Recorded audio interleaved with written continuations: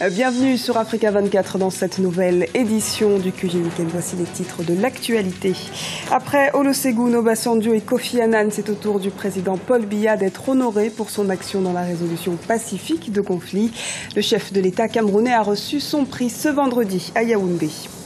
En Centrafrique, les autorités de transition mettent l'accent sur la pacification du territoire. Une campagne de désarmement volontaire est censée démarrer le 8 juin. Et direction le Rwanda où l'utilisation d'Internet est en plein essor.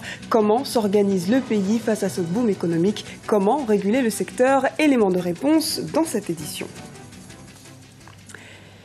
Le président camerounais Paul Biya a reçu le prix de l'Union panafricaine des avocats pour la résolution pacifique des conflits. L'utilisation de la voie diplomatique dans le conflit de Bakassi a été grandement saluée.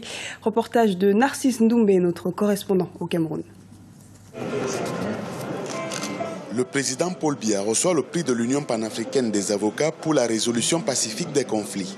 Cette distinction, soutenue par l'Union africaine, lui a été remise ce vendredi à Yaoundé pour son action dans la résolution du conflit de Bakassi, péninsule située dans le sud-ouest du pays.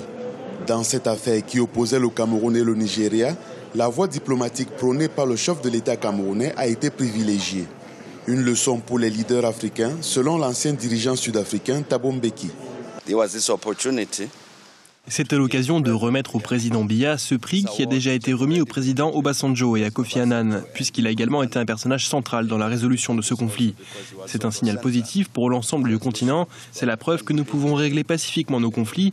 Et là, nous avons un exemple concret dont il faut se féliciter. Quant à l'heureux récipiendaire, il a exhorté la communauté internationale à œuvrer pour garantir une paix durable dans le monde. La paix par le droit est donc possible, à condition toutefois que la force cède le pas devant le droit, à condition aussi que les États reconnaissent la primauté du droit international et le rôle prééminent des Nations Unies. Par ailleurs, la paix dans le monde ne pourra être assurée que si la communauté internationale fait de la solidarité une des valeurs fondamentales des relations entre nations. On ne peut que se réjouir de la prise de conscience de plus en plus forte de cette obligation par une majorité d'États. Bakassi a été rétrocédé au Cameroun le 14 août 2008. Aujourd'hui, cette péninsule d'environ 1000 km² riche en pétrole et en gaz est considérée par le gouvernement comme étant une zone de développement prioritaire. Depuis 2010, environ 132 projets de développement sont en cours d'exécution dans cette zone. La Centrafrique fera du 8 juin une journée nationale du désarmement. Pour le gouvernement de transition, il devient urgent de restaurer la paix et la sécurité. Il a d'ailleurs invité l'ensemble de la population à la reprise des activités. Les précisions de Karine Loubanzadio. Dans les rues de Bangui, la capitale centrafricaine, la vie reprend progressivement son cours normal. Un processus de normalisation plus d'un an après la prise de pouvoir des ex-rebelles de la Séléka et l'arrivée de Michel Djotodia, chef de la coalition rebelle, à la tête de l'État. Depuis l'arrivée de Catherine Samba Panza en janvier dernier, l'enjeu principal reste la pacification du pays. Et dans cette optique, le gouvernement vient d'initier une campagne de désarmement volontaire. Nos enfants doivent retrouver le chemin de l'école. Nos étudiants doivent retrouver le chemin de l'université. Nos travailleurs doivent retrouver le chemin de leur travail. Cette campagne est censée démarrer le 8 juin prochain. Pour de nombreux Centrafricains, cette phase est nécessaire au processus et l'appel du gouvernement commence déjà à faire son effet. L'appel a eu son impact. L'appel a eu son impact. S'il faut voir le mouvement d'hier et le mouvement d'aujourd'hui, vous êtes d'accord avec moi, vous voyez, il y a la circulation, les gens ont repris les activités. Donc cet appel a eu son impact. Toutefois, ce retour à la normalité reste fragile pour certains habitants de la capitale qui restent sceptiques. Désarmement pour que le Séléka se désarme. Moi, je sais que parmi les Sénégalais, la plupart, c'est des bandits. C'est des gens qui sont habitués avec les armes. Ils ne peuvent pas accepter d'être désarmés, ils ne peuvent pas remettre les armes comme ça volontairement. Il faut appliquer seulement cette résolution. La présidente Catherine Samba-Panza a affirmé par ailleurs que le désarmement se ferait de façon disciplinée, en collaboration avec l'ensemble de la population, des forces de l'Union africaine et des 2000 soldats français de la mission de maintien de la paix.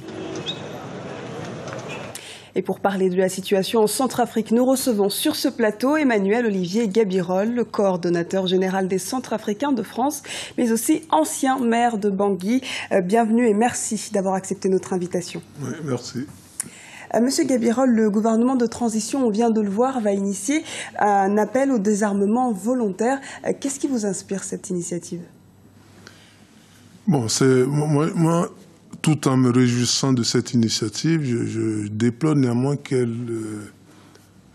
intervienne avec un grand retard. Vous savez, ce qu'on doit faire, c'est beaucoup plus chercher à épargner la vie de la population dans une période de crise. La Coordination générale des Centrafricains de France a proposé ce désarmement parmi d'autres mesures. Par exemple, une table ronde et surtout le désarmement qui devrait être prioritaire. C'est trop tard pour le moment? C'est trop tard d'avoir initié? Ce n'est pas trop tard, mais bon, ce n'est pas trop tard, mais il y a tout de même un grand retard. Et ce retard a des conséquences sur la vie de la population. Il y a des vies qu'on aurait pu faire épargner. Mais qu'est-ce qu'il aurait fallu faire, mis à part les tables rondes? Pardon? Qu'est-ce qu'il aurait fallu faire, mis à part les tables rondes que vous organisez? Bon, mais il y a d'abord la table ronde, c'est pour amener de la population, les forces de la nation, à se retrouver et à réfléchir. Vous comprenez qu'on ne peut pas laisser l'avenir de notre pays entre les mains de la communauté internationale.